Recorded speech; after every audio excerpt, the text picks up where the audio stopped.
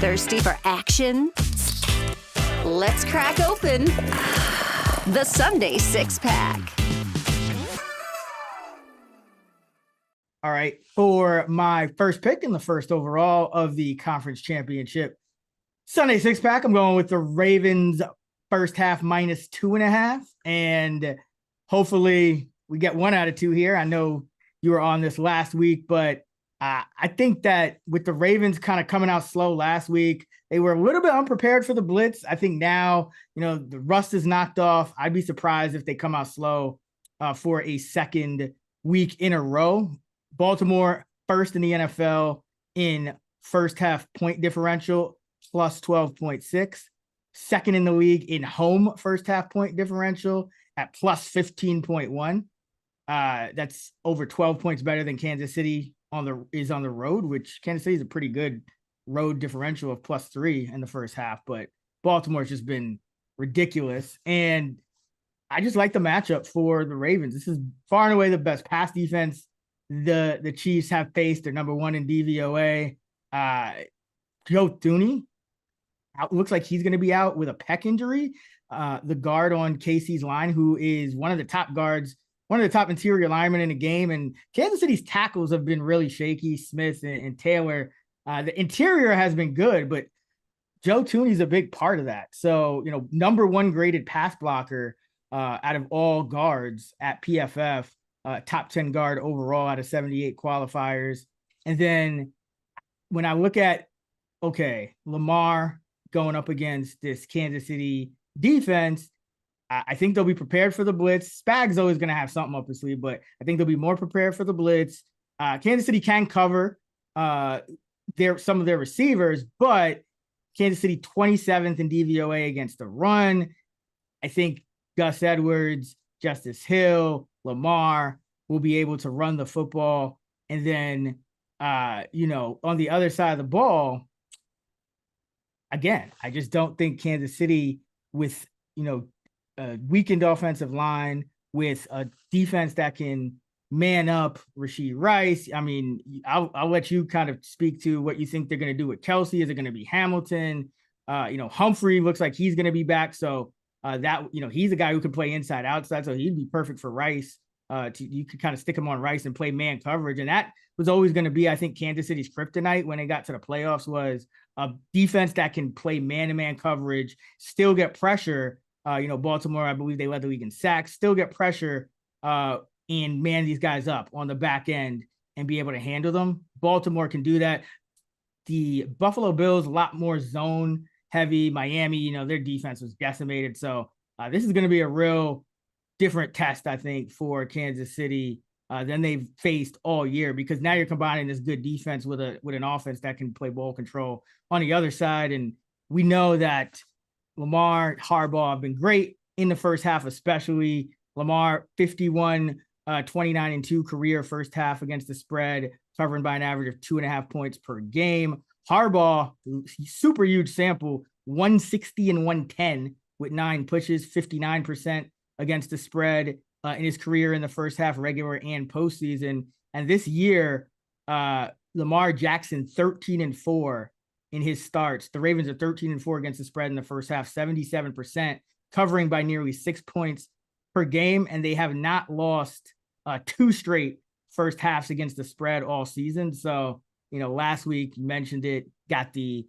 kick return and just came out sluggish, slow, rusty, weren't quite prepared for the blitz. I think they'll come out sharp this week, and maybe you'll see a repeat of, Chiefs voodoo. Ravens, like you said, they tend to play with their food. So I think this might be one where it gets a little dicey later, but I'm expecting the Ravens to start fast this one. So give me Baltimore -2.5 in the first half.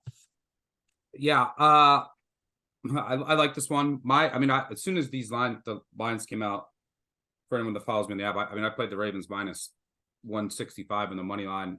This late in the season, I rarely, to find a money line that I thought was that far off, is pretty crazy. I make this line between 4.5 and 5, and my fare for money line is north of 200. So when I look at this matchup, the Ravens have been historically dominant this year. I mean, you can go by any advanced metric. Go by, you mentioned DVOA. They have the highest weighted DVOA, which looks at recent performances, headed into this round of any team since 1980. 11 of the other top 13 teams all got to the Super Bowl. Interestingly enough, the only two teams to prevent those two that didn't get to the Super Bowl were Mahomes against the Bills, because they couldn't squib kick it, and then the Ravens actually beat the New England Patriots back in 2012 en route to their Super Bowl win. So was that the Billy Cundiff? No, that's when the Ravens beat them. That's when they beat Brady. Oh, that was the one when the Ravens went to face the Niners, right? Yeah, and then beat the Niners. Flacco year. Okay. Yeah. So can the Chiefs win this game? Absolutely. I mean, I make this line like 4.5. So you're talking like I think they win this game a third of the time. They have the best quarterback on the planet. We could run through all the underdog stats for the Chiefs, and when Mahomes is an underdog or a favorite of 3 or less, the same thing holds true for Lamar Jackson. And one of the best things that what I'm really looking forward to in this game is just the X's and O's. So like first of all, it's one football game, so you could have fluke turnovers, 4th down variance, fumble luck, and then also just like an amazing game plan. And that just completely changes the game that one team isn't expecting. And I think the Ravens have a better chance of doing that. You look at what they've done with their staff this year, and I have nothing but respect for Reed and Spagnuolo, but the adjustments that they've made based on their opponent on a week-to-week basis. And look, they have an extra day and a half here. They're way more well-rested. They're way healthier. You're going to get Mark Andrews back. Might get Marlon Humphrey back. He practiced in full today. So they're just like almost fully healthy across the board. And it's just a really good matchup. So people have to forget what the Ravens have done this year. They went 8-2 against playoff teams. They won by an average of 170 points. Yeah, the average score was 31-14. Their last seven home games were all against teams that finished above 500. They won by an average score of 38-17. They played 10 home games this year. They were all against teams above 500, which is insane. They had a better offense, a better defense, better special teams than the Chiefs, with a much tougher schedule in the best division in football, a division where everyone finished above 500 for the first time in 60, 70 years. I forget the exact date. The Chiefs' first playoff teams, on the other hand, 3-4. They had a net scoring margin of +13. They won by an average of 21-19. And I think that there's a little bit of recency bias on, okay, it's Mahomes and he's the GOAT. Of what they've done the last 2 weeks, they beat a Dolphins team that was completely decimated. I mean, destroyed by injuries, specifically on the defensive end, but also somewhat on offense. And then they play the Bills last week. And you mentioned, how the Bills play. There's a couple key injuries, and I would have played the Bills at -2.5 if I wasn't worried about the injuries. And I'm glad I didn't, because that's what came to fruition. With all the injuries at linebacker, pregame and then during the game, you got to play AJ Klein. AJ Klein was getting absolutely destroyed out there. And the Chiefs intelligently just went heavy, and they just put their linebackers in the sauce. And these linebackers that were not even playing all year, and they were exhausted. They had no depth, and they just went heavy. They went 12, 13 personnel, and they just cooked them over the middle of the field. And that was the difference in the game. So, and also I think one key piece that we didn't really talk about is Gabe Davis being out, because in this match, when you look at the Chiefs, their defense was really good this year. And so I think that I guess I'll get into my first pick and then keep rambling. But so my first pick in the second overall, the Sunday 6-pack, is Ravens Chiefs under 44.5. I'm going to wait to see if 45 pops. And see where the market goes, but doesn't matter for this contest. These were the two. Both these teams were 1-2 in scoring defense this year. Ravens allowed 16.5 points per game. Chiefs right around 17.3. I don't think the Chiefs get enough credit for what their defense can and did do this season. I mean, you're talking about a team that over the last 7 games, they allowed 4.1 points per game in the second half. So not only are they good, but they are making ridiculous adjustments at the half. Same with the Ravens. That'll be an awesome chess match to watch. You saw what the Ravens did last week. More quicker passes. They adjusted the blitz and then just came out and just destroyed the Texans. But, so I like this under because we have to remember this Chiefs offense, which was held to under 21 or fewer points, I think 10 times in the regular season. They had no explosiveness all year. We talked about how often they were broken. And now just because they played, a beat up Dolphins D, a beat up Bills D, by the way, on a short week, they kind of got shafted in that sense as well. I don't think everything is fixed. It's like, you have to, Pacheco runs really hard, and we'll see if his turf toe flares up, but it's not an elite rushing attack. This is the middle of the pack if you look at any advanced metric, and I don't think that they're going to shred the Ravens on the ground. They have to play like in a box. There's no explosiveness. Ravens don't give up explosive pass plays. They have to play over the middle of the field. Dolphins didn't have linebackers. Bills didn't have linebackers. It was just a perfect setup for the Chiefs. The Ravens are perfectly set up with all their linebackers, with all their safeties. You get Hamilton in the slot now. You can play heavy nickel. You can play nickel most of the game here. And Ravens historically elite defense when in nickel this year. The way to beat the Ravens this year, they have the Ravens have, and look, like I said, they've been historically dominant this year, just destroying every team that they've played. There's like two weaknesses on their team. I would say on defense, if you can get them out of nickel and then throw on them. That's what the Rams kind of did. Because their corners aren't great. Their corners, and if you look at Darby's like top 5 in yards per reception allowed, top 5 in reception rate this year. Humphrey's obviously still elite. We'll see how healthy he is. But Mollett, he's grading out really well. Their safeties, Brandon Stevens, their corners are not elite. But Mike McDonald doesn't ask them to do much in this scheme. They don't have to do much underneath. They're not asked to do much. But if you can get them in base, you get Hamilton, who's just probably the best playmaker on defense in the NFL. Now, if you can get him off the field, out of the slot, and you have to play with another linebacker, and then you throw on them, that's really where they've shown some weaknesses in a couple of games this year. But the Chiefs, I think the Ravens, especially with Humphrey and his physicality and Hamilton, you can stay in nickel most of this game, if not, majority of it. You're not going to play it the entire game. But even if the Chiefs did that, like who are they throwing to? Right? It's not like they have these. It's not like you have Kupp and Nakua on the outside to take advantage of some of the Ravens' corners if you can get enough time. So I just don't see. I think this Chiefs offense is going to look how it has for most of the year when it wasn't playing the best defense in the NFL.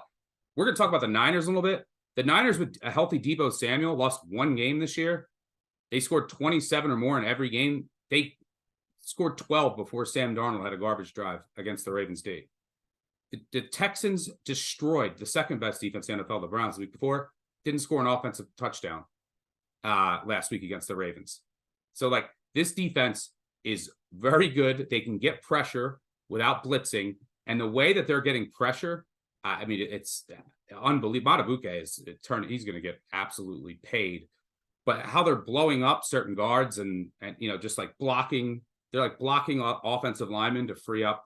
But their pressure schemes, their simulated pressures are amazing. They don't have to go cover 0 blitz, cover 1 blitz here. You don't want to all out blitz Mahomes. Don't expect them to do that. They'll bring it a couple times to keep Mahomes honest, but they can cover the middle of the field. And, they have multiple guys that can cover Kelsey. Number one, their linebackers will be okay there. You can have Hamilton on them at sometimes. You can have Humphrey on them at times. And their corners are perfectly equipped to cover the receivers on the outside. And this Chiefs offense, we talked about all year. Why do they struggle? Their tackles have been bad. Penalties, too. The holdings, the false starts. And now you're taking away Joe Thuney in the interior. I know Aguilera. I always forget how to pronounce his name. Nick Allegretti. Okay, yeah. Yeah, he's played before. I think he's really a center, but it's a big drop off. It's not massive, but it's a big drop off, and it's a big drop off when you're going up against this defense with all the stunts, simulated pressures on in a loud environment, and this on the road, on the road, and this Chiefs offensive line has had continuity all year. And it's been one of the strengths. That interior has had continuity, helps with some of the issues at tackle. But if you can get pressure up the middle on Mahomes, that's his kryptonite. Right? You get pressure and you're not blitzing up the middle. So I think the Ravens are going to be able to do that here. And they're perfectly equipped to cover the Chiefs on the back end. So I don't see the Chiefs offense having much success here. It's still Mahomes. Mahomes is still going to make plays. It's the best quarterback on planet Earth, but we've seen this offense, don't fall into recency bias, look completely pedestrian for long stretches of the season. And they weren't playing against the best defense in the NFL on the other side of the ball. So I think the Chiefs, because of the last 2 weeks playing beat up defenses, people are just like, oh, Mahomes, the offense is back. Kelsey's back.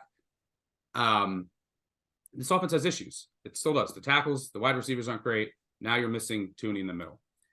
And, the Ravens are getting Humphrey back. On the other side, Ravens getting Andrews back, which is big. But the Chiefs, this is like number one, they don't play a ton of zone, right? So it was one of the things that the Ravens have destroyed zone all year. So that's working. That works for them, and they will blitz, and that's what you need to do to Mahomes. You can't blitz incessantly. Excuse me. That's what you need to do to Jackson, just to try to throw him off. But you can't sit back and then play zone. How they decide to spy him is going to be interesting. I don't do they try to use Willie Gay as a spy? Do they try to use a safety at times? Because you can't spying Jackson is dumb, in my opinion. You want to spy him just like for a little bit, and then you got to get after him. He's just too fast. It doesn't you're spying him, you're wasting a defender.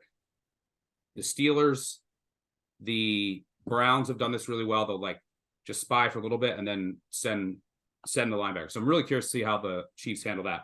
But they have L'Jarius Sneed, who's been one of the best corners in the NFL on the outside for Flowers. You have McDuffie, who's been one of the best slots in the NFL. And look, this is a defense that, like I said, is number 2 scoring defense in the NFL. Their adjustments have been great.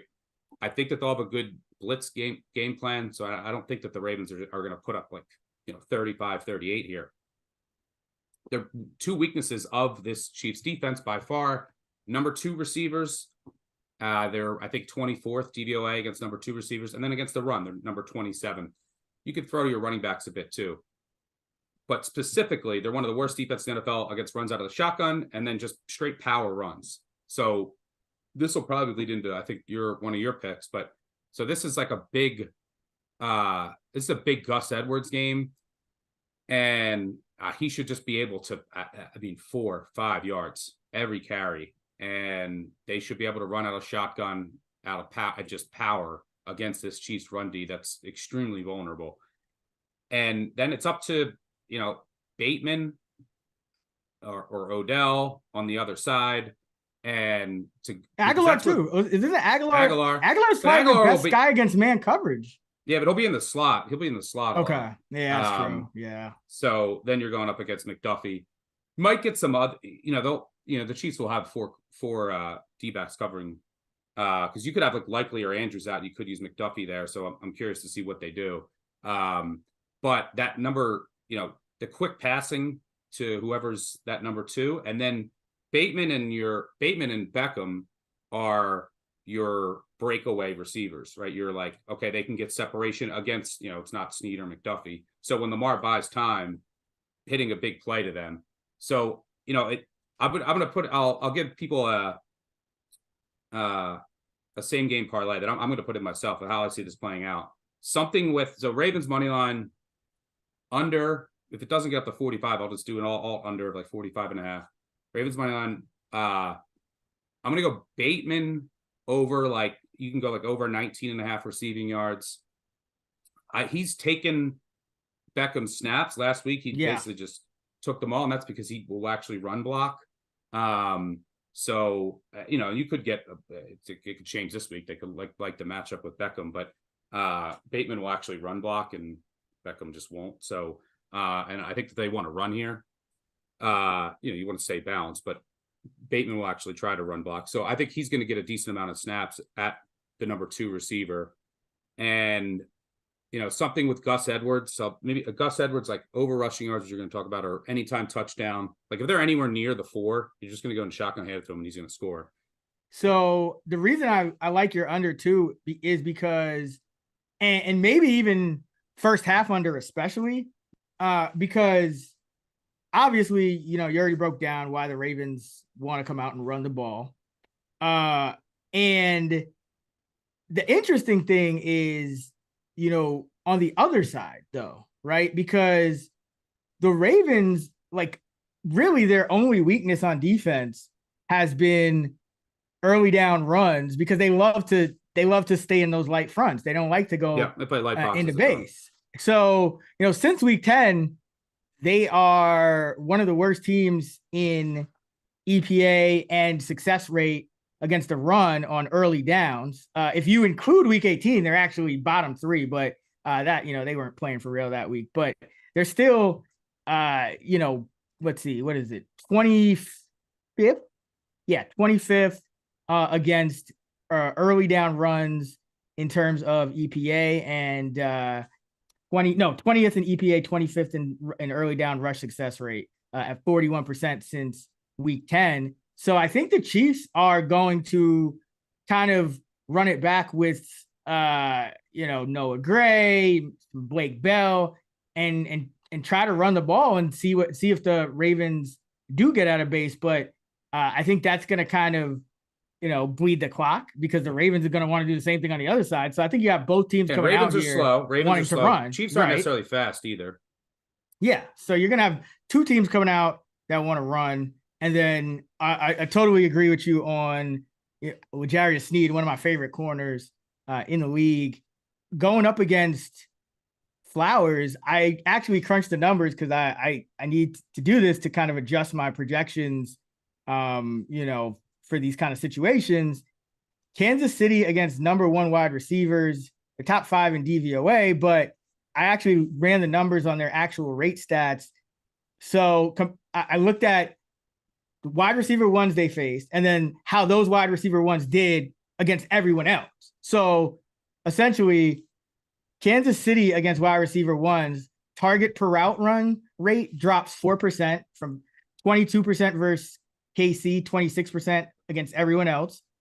Their catch rate drops 13%, 68% versus everyone else, 55% versus KC, and their yard per reception, 2.5 yards per reception less, 10.4 against KC, 12.9 versus everyone else. So, that's pretty massive. And, I'm talking Amon-Ra St. Brown, Ridley, DJ Moore, Garrett Wilson, Justin Jefferson, Sutton, Keenan Allen, Tyreek, AJ Brown, Devontae, Chris Watson, Diggs, Adams again, Chase, Diggs, Hill, like all the wide receiver ones they face, just ridiculous coverage. So, that kind of plays exactly into what you said about it's probably going to have to be someone else and not Zay Flowers to have to do it. But Zay Flowers, obviously their most explosive receiver. So there's a lot of things that point to the under, especially I think early in the game where both teams are going to be able to run.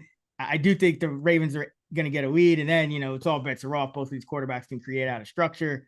But that was kind of my thoughts on the under. So I think that's a really smart call as well.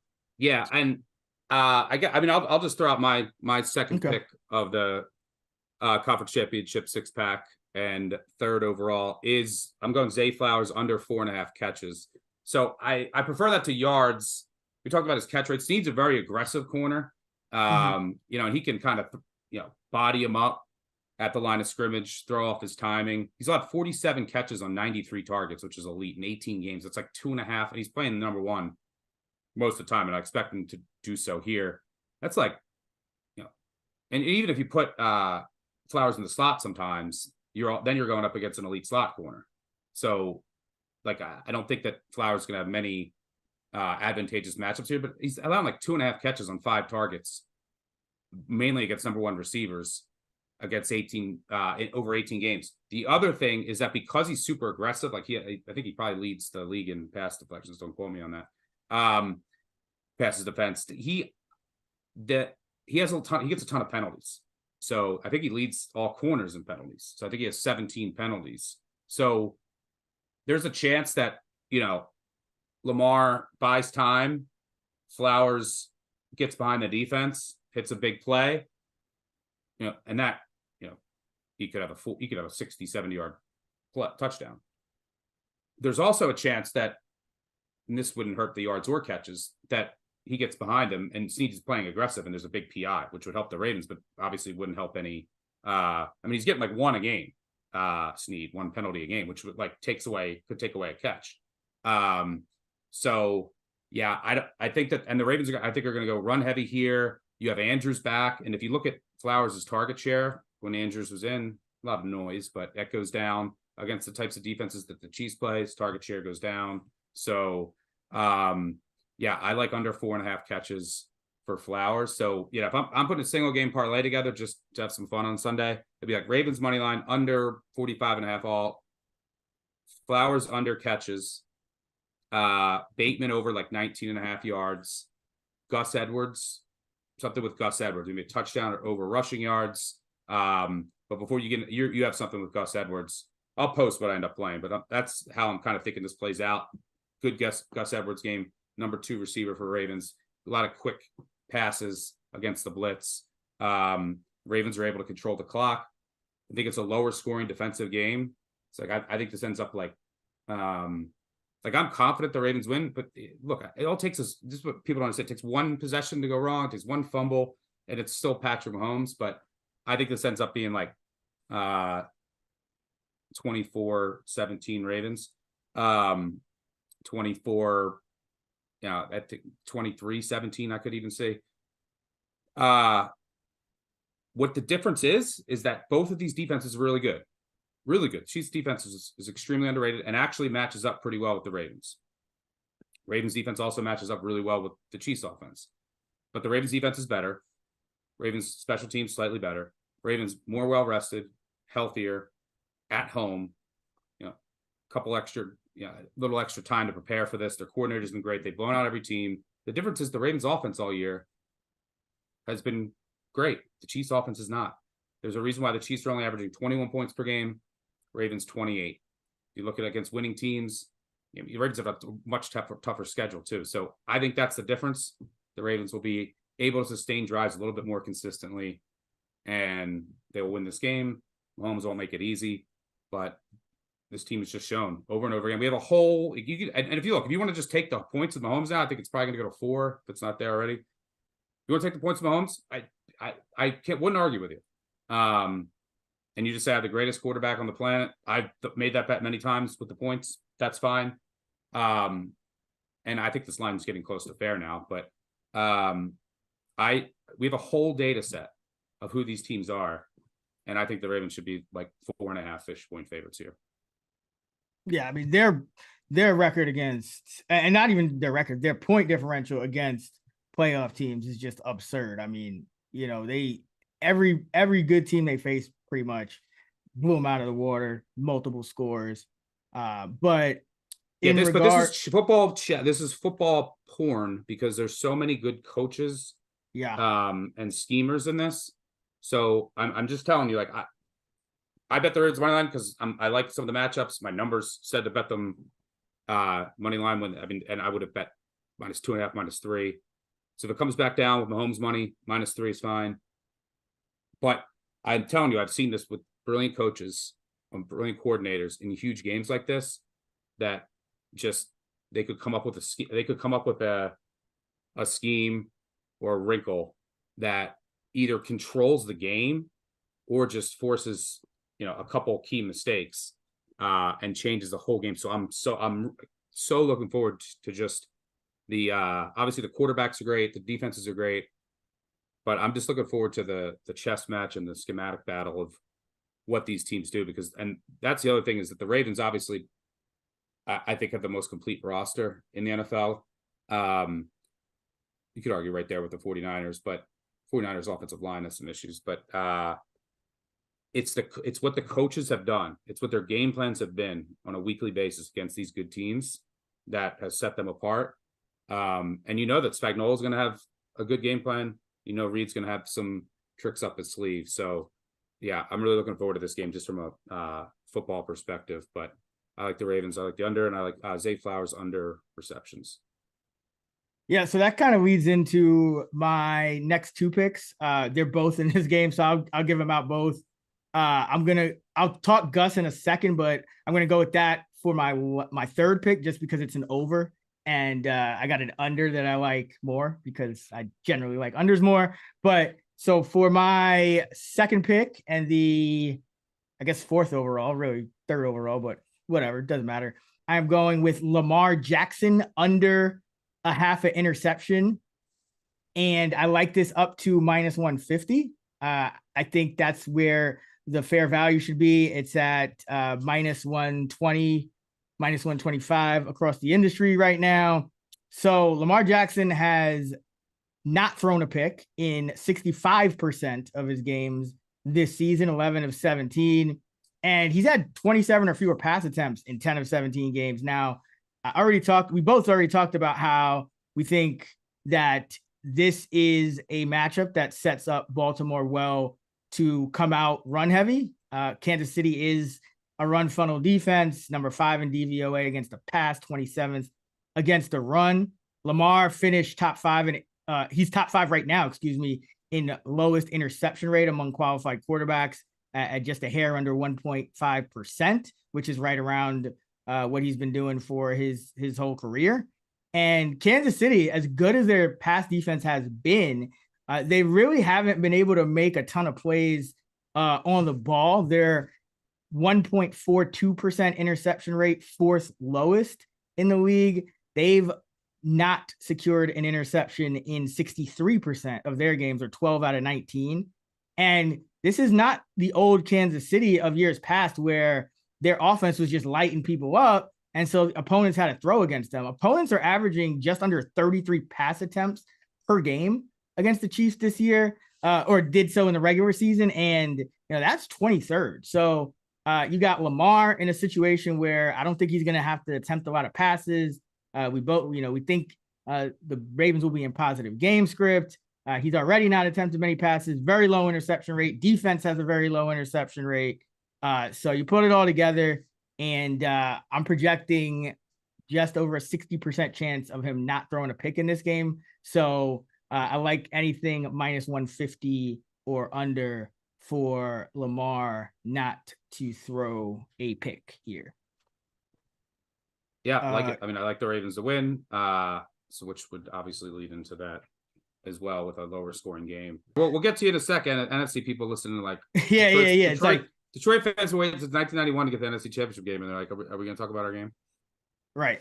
I mean, and we'll get into that one, but that one, I mean, there's actually more to talk about because there's a little bit more uncertainty there. But for my third pick of the conference championship 6-pack, I'm going with Gus Edwards over 39.5 rushing yards. And this is pretty much the bottom of the market for Gus. And I might have contributed to it because early in the week, Sean and I were talking on the pod on the Fantasy Flex, and I was saying, hey, last week, one of my dart throw was Justice Hill. And I was like, any given week, Justice Hill ended up being their feature back. You just never know. And it kind of happened last week. But what I didn't realize, and I saw a tweet from, I think, Pro Football Network, that Gus was actually getting his hand looked at. So he came out of the game early in the fourth quarter. I heard you listen. I heard the Fantasy Flex, and I was going to tell you this, that he actually out-snapped.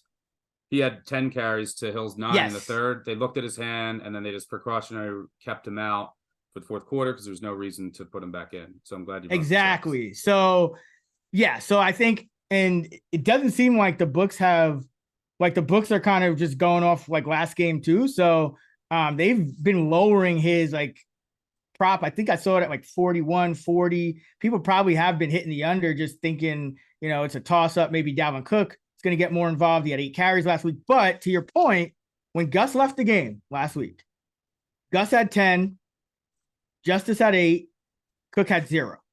That is pretty much in line with what we would normally expect for the carry share between Gus and Hill, which is Gus around 55, 60%, Hill 35, 40%.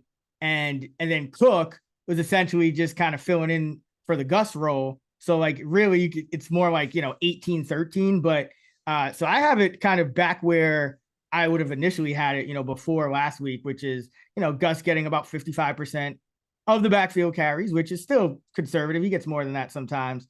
But so I have his rushing yardage in the above 45. So I like anything up to 43.5 for this one.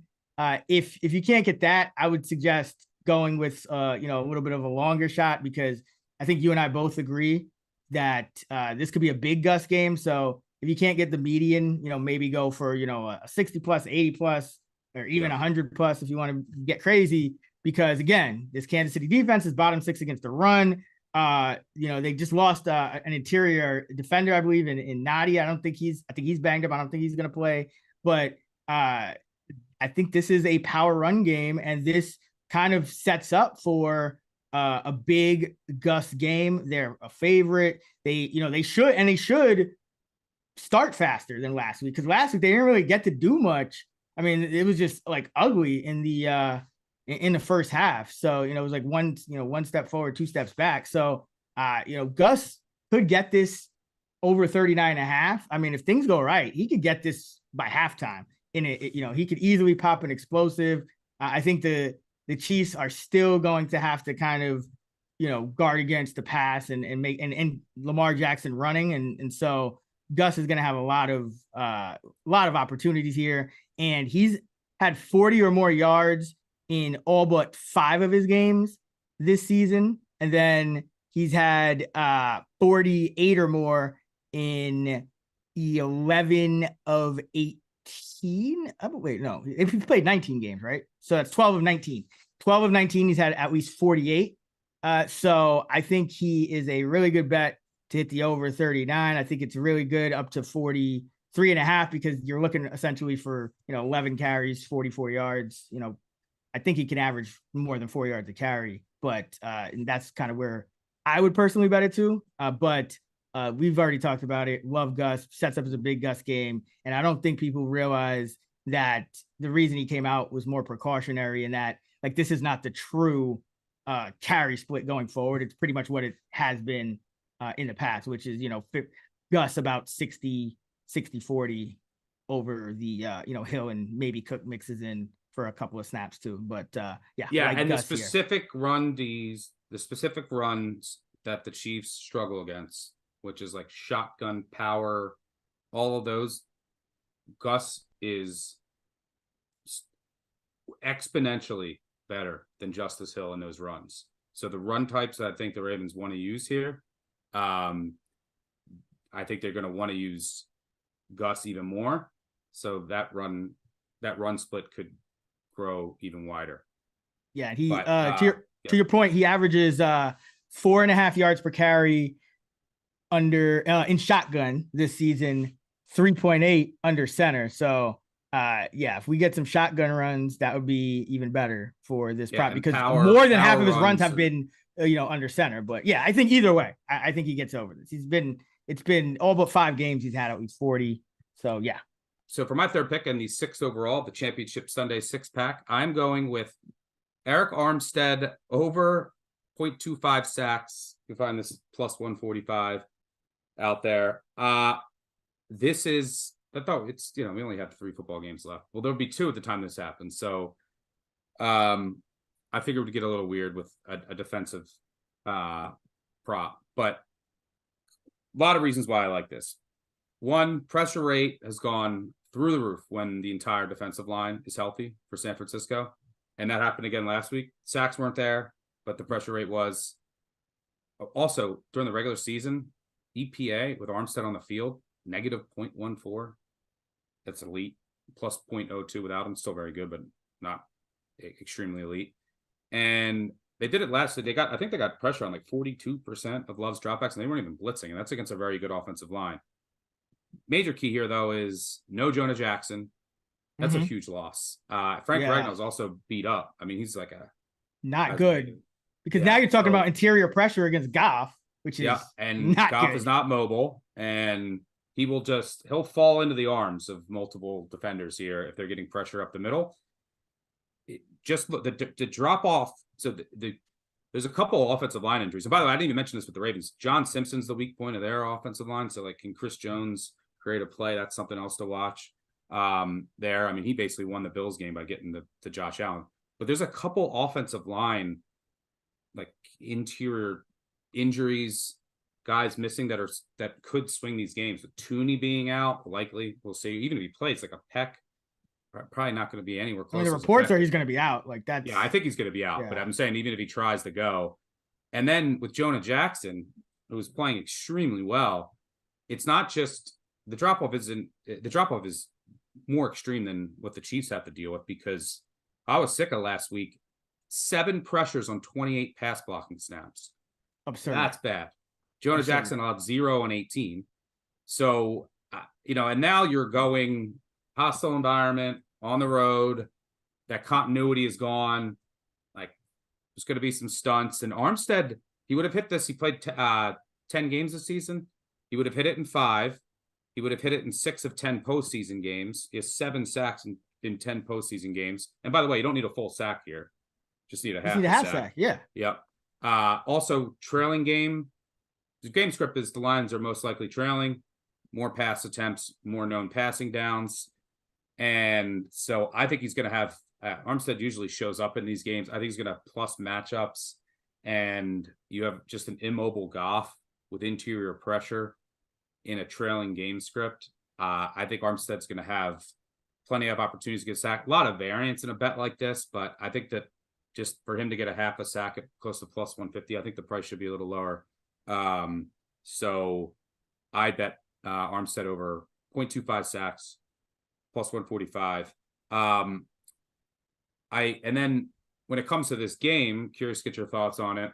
So that like the Jackson injury looms super large because of like the San Francisco with their full defensive line arsenal now. And if you look at their numbers with everyone this year, because remember, then they added Chase Young and Armstead was hurt.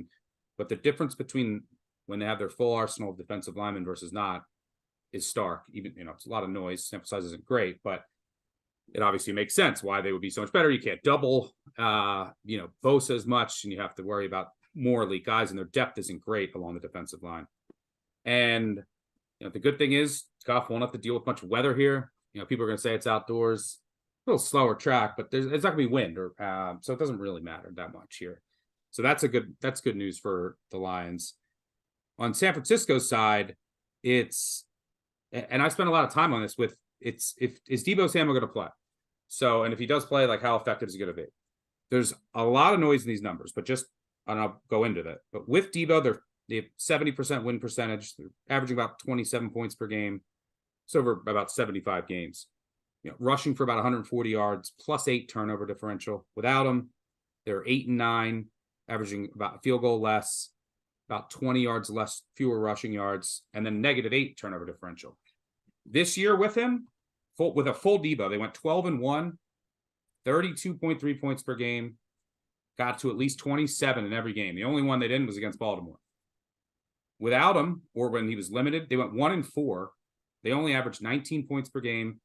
They never eclipsed 24 points. They scored 17 3 times. They should have lost last week. They really should have been 0-5. Now, why there's some noise in there is the sample size isn't great, and also you have Trent Williams injury. Trent Williams, it was like a cluster of injuries, and Purdy was. I don't know if he was like concussed or the after effects, but it was like he was dealing with injuries. Trent was dealing with injuries. Yeah, I think McCaffrey was even banged up in there. Like everyone got hurt at the same time. So it is. But you've seen this in the past. But you've seen it in his past, and we just know. I mean, but last week, just look at the offense. I mean, he only played 10 snaps. He had 2 targets, at 30 yards. He's going to have a big day. And their offense changes. Their run game it's more dynamic. It's easy. It's harder to defend when he's in there. Obviously, he's a weapon, yards after catch. It makes their whole, offense so much more difficult to defend. So you're going to see a lot of numbers out there about the difference with him without. There's a lot of noise in there, and it's a bit inflated because of, Trent Williams is obviously the best left tackle in football. And without Trent Williams, their offensive line turns to dust. But it's obviously a major, major loss. He's super important in a number of different ways. So, I make this a little over 7. San Francisco, I think close to 7.5 point favorites here. I downgraded them after last week. The Deebo injury just gives me a little bit of pause. Because the Lions run D is good, and it's been good. Yeah, number one in DVOA. Yeah, number one DVOA. They had a couple hiccups, but I mean, every offensive defense is gonna have a couple hiccups in any facet during 19, 20 games.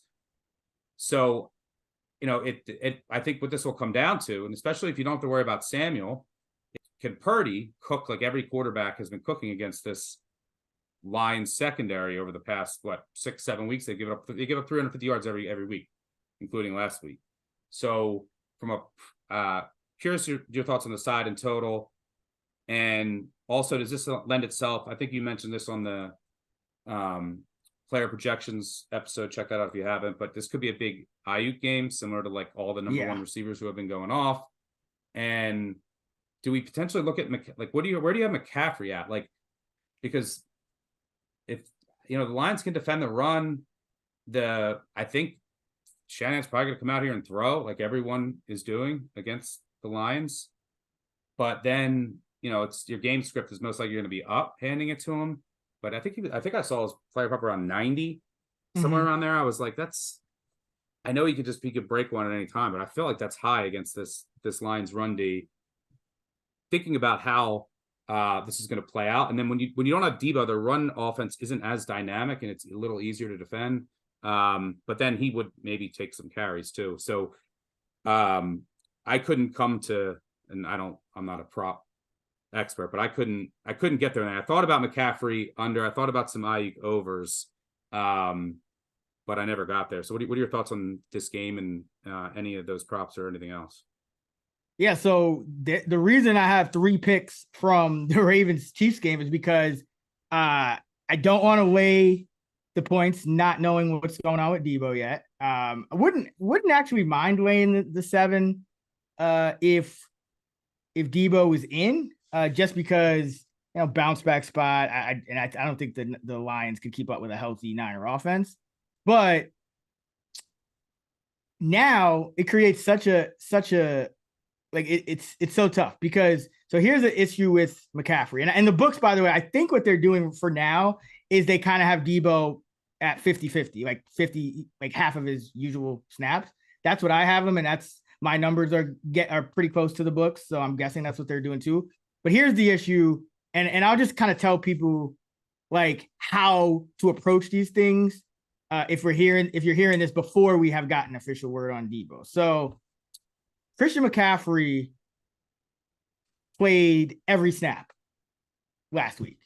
Unless there's an injury, safe to say he's going to do that again. Now, the thing is, in terms of design runs, Debo Samuel in a given game usually gets on average, about 10% of the design runs, right? So McCaffrey would get about the other 90, they're maybe have like someone another else wide receiver. Like one, yeah, like a use check or somebody. But essentially, you're talking about like 88 to 90% for McCaffrey. And then you would have about 10% for Debo on a normal game. Now, the issue with Debo being in limbo is that, and the issue with betting McCaffrey unders is that, for example, right now I have him about 19 and a half carries for 90 yards. It's pretty much in line with the books, right? But if Debo is out, I don't necessarily like. I'll adjust. Maybe it's hard to adjust their pass rate up if Debo's out, right? I don't think they're going to throw more because he's out. That doesn't make sense. So if anything, you're going to keep your normal pass rate, or it's going to even go down. And now all those carries are essentially going to go to McCaffrey because they gave one to Jennings, but Shanahan came out and said that was an accident. He said like Jennings was just in the Debo spot, and he didn't alter the play call, and Purdy essentially called the play as if it was Debo and it went to Jennings. So that's not going to happen again. So you're talking about McCaffrey getting potentially 22, 23 carries, which now you're even against a really tough defense. Now you're still projecting them, over at or over 100 yards. So if you think Debo is going to be out, I actually think the McCaffrey over has the value. And then the same thing for Ayuk. But it's a little dicier with Ayuk because you kind of mentioned it with the, kind of had our wires crossed a little with Godwin versus Evans, and they ended up rolling a safety over Godwin and winning Sutton, going Evans one-on-one. Well, if Debo's in, they probably do that same game plan. But if Debo's out, now you don't have to leave like Sutton on Ayuk one-on-one. Now you can like double, essentially roll like a safety over top of Ayuk, because everyone's going to be I mean, not everyone, but their corners are going to be able to handle Juwan Jennings and Conley and McLeod, or at least they'll feel comfortable with those guys in one-on-one. So now you're talking about. You're going to say, let's not let Ayuk beat us deep. Right. So especially after what we saw last week with Evans. Right. So so the thing with Ayuk, I actually have him. I actually think it would be ideal if Debo was in for Ayuk. As crazy as that sounds. So Debo, basically what you're saying is Debo like impacts everything. If he's in or out from a prop perspective, it changes everything. Literally. Yeah. So because also, I did the and I think he's definitely worth like he's one of the players that's non-zero worth something to the spread. Yeah. So and you're around a key number. So that matters, especially when you're talking margins are thin, the edges are much smaller this time of the year. So it's not like he's worth 3 points or 7 points, but you're around a key number. Probably half. Yeah. Half to, I think I would say like between, a half and a point potentially. When you talk about his impact in the run game too. And, I think I would have him 0.65. I think I'd have him in, but that's not my specialty. So that's something fair. Around a key number. That's big too. So it impacts the spread. Like if the spread was 9, it wouldn't matter as much. But at 7 on the dot, that's why it's been tough for me to, as we're sitting here recording this on Wednesday afternoon, it's tough for me to like give out any recommendations. I mean, I think that's a good call on the Armstead. That's defensive, but it's tough for me to give out any recommendations as far as which side to bet, the total. Cause I think, if we're talking no Debo, now you're probably going to either pass as much or less than you would before now you're going to run against a good Lion run defense. On the other side, the Lions can't, the Lions have some issues on their interior line against a really good defense that doesn't need to blitz to get pressure. So like I'd be looking at an under, I think under 51 if Debo's out. If the before the books move it. So I think if you think Debo's more likely to miss, under 51 makes a lot of sense. I initially liked, say both of these teams are full strength. I would look at over. Absolutely. And but I am super worried about on the other side of the ball, Jackson being out, and you don't have to worry about wind. You are outdoors. It's like the smallest marginal difference with Goff. But if you can get pressure in up the middle and just in general on Goff, and then you're dropping guys into coverage, which I think the Niners will likely be able to do here, then Goff can turn into a pumpkin in an instant. And a lot of times he doesn't get out of it. So for like 2 quarters, he'll be in this pumpkin trance. So that's what I would worry about. And then, if that's the case, then it's the under, it's San Francisco. So I think that what the Lions have to do here is, their run defense has to come to play. Obviously it would help if Debo's out. And they're gonna have to score with San Francisco. You gotta run. You're gonna have to run. You have to hope that Purdy has an off game. I think would help. But if not, you're gonna have to run. I think, and you got to run to the outside against San Fran. I was just thinking, so big Jahmyr Gibbs game. Gibbs has to have a huge day, and then you take those defensive linemen, and especially you want to run even more outside now because you don't have Jackson there. And then you take those defensive linemen instead of just, all right, we're pinning our ears back and getting after the quarterback. Then they have to start to play the run more, and then it's going to give opportunities for Goff to have a cleaner pocket, to throw off play action.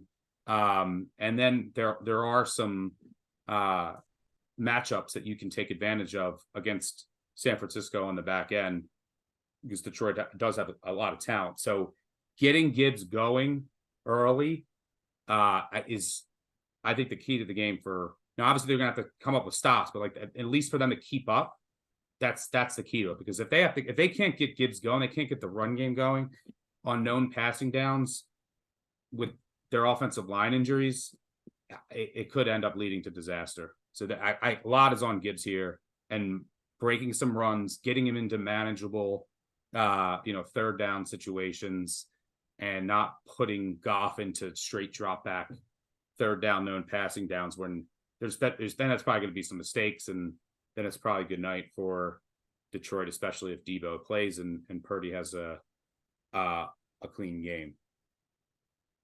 Yeah, and like another thing that I think is working against Detroit in this spot offensively is that when you look at the 49er defense and coverage, and I think we both agree, and it's probably what's going to happen is that they're not going to blitz very much. I think they were bottom 3 in blitz rate this year, and they're still getting pressure. So they're probably going to drop 7 into coverage. Now, Goff is very methodical, but Ward is going to be on the outside. He's going to take away. Usually Reynolds is the guy that winds up, on his side. Yeah. Then you have, Lenore in the slot has been pretty good, and you're obviously probably going to even give him extra help on Amon-Ra, and because you're gonna have 7 in coverage, and then you have all these linebackers, that can, like Laporta. It's going to be tougher than it usually is for him, so he's not necessarily going to be the safety blanket that he's been, for much of the year. What did he catch, like 8 balls last game? Now you're going up against Warner and all these linebackers.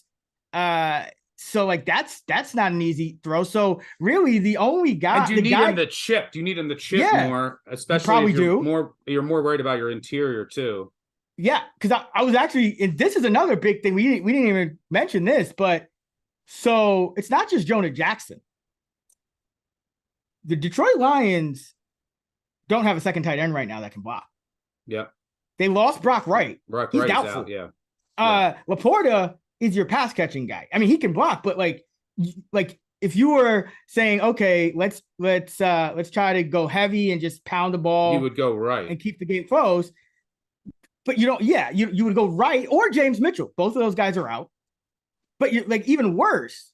Your backup tight ends are Anthony Ferkser and Zach Ertz. Ferkser is essentially a wide receiver, like his body type. He's not a blocker. And we know Zach Ertz ain't a blocker either, especially at this stage of his career. And now they're talking about he might not even play this week. He just got to Detroit, I'm obviously going to San Francisco. But so that's an issue. So now you would probably have to use Kabinda, right? The fullback, or Malcolm Rodriguez.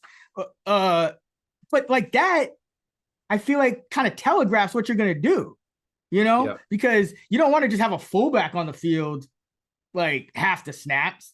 But you also don't want to, like every time he's on the field, you run. So that's working against Detroit. And then back to the coverage, I think the guy you would target on the 49ers is Ambry Thomas. He gave up 5 catches on 5 targets for 74 yards last game. He's going to go up against Jamison Williams. Now, can Jamison Williams beat him? Absolutely. But will Goff have enough time for Jamison Williams' routes to develop, number one? And number two, is Goff even going to be willing to look for him? Because we know Goff, he likes to look middle, short to intermediate in terms of his reads. That's why Amon-Ra and Laporta, clean up, and Gibbs as well. So like everything in terms of Detroit's offense with these injuries, like not even to just Jackson, but to Wright and the way they match up with this Niner defense, not good. So yeah, and that also leads into my Armstead prop in that if you have Laporta out running routes, which you're going to want a bunch, right? You don't want him blocking the whole game. Then you're going to have, and the Lions have good tackles, but you're going to have Bosa, one-on-one, right? Even Young one-on-one, and they're gonna win. Not gonna win every time, but they're gonna win. And they're, even if they don't get the Goff, they're gonna force Goff up, and that's when against the injured interior, you're gonna have guys like Armstead, Hargrave, just you don't have to do much. Like they'll just be able to Goff will like fall into them and go down. So yeah, that's a really fascinating point in that how is Detroit going to handle, chipping and what they do with Laporta due to the lack of tight end depth that they have. So yeah, there's good. So fascinating chess matches in both games. And the other thing that we didn't even mention that we have to mention is this is like, if you wanted to take, so we're talking about a lot of uncertainty. So if you wanted to take the Lions money line, I'm fine with it. But what you want a money line dog is uncertainty. So we're talking about it with the injuries, but you also have Dan Campbell. So he's going to introduce, and you would hope and assume that this is when he would be even more aggressive, right? You're a touchdown underdog. We saw him do it in Dallas. And you would hope that he's going to be ultra aggressive here. If it's, 4th and 8 at the 50, go for it. Who cares? You're 7-point dogs. I mean, obviously you want to take other things into account, how the game's going, but that'll introduce even more variance into this game. So yeah, there's a lot of uncertainty. We're recording this on Wednesday with the injuries, but because of all that uncertainty, at the end of the day, if you wanted to take Detroit money line and then just know that Campbell's going to YOLO it a bunch on 4th downs, I couldn't fault you. So like, even though I think San Fran wins, I think Baltimore wins. If you say I'm taking Kansas City, because I have the greatest quarterback on the planet, and then you say I'm taking Detroit money line because I have Campbell and all this variance, this uncertainty, I couldn't blame you. You got to remember, these are 2 football games. We usually have 15 a week. So I might be right, you might be wrong. But if you wanted to take that approach on both games, I wouldn't argue with someone. I would say, all right, those are good points. There's different ways to approach a game, and we'll see how it plays out. It's, at the end of the day, it's still an oblong ball. Yeah. I think I'm still more confident in San Francisco. It's just, I think right now, assuming Debo was in, you would think it's more of like a high scoring game where they can just, ring up points. But I could very well see if Debo's out, like a 26-9 San Francisco win or something like that, So yeah, like I'm going to be watching that under. Now that we've kind of talked through it, I the more I look at it, I think this has to be a big Jahmyr Gibbs game, because also if you talk about like the chipping and what are you going to do without the tight ends, just get the ball out of Goff hands quick. And who's the best person to do that with?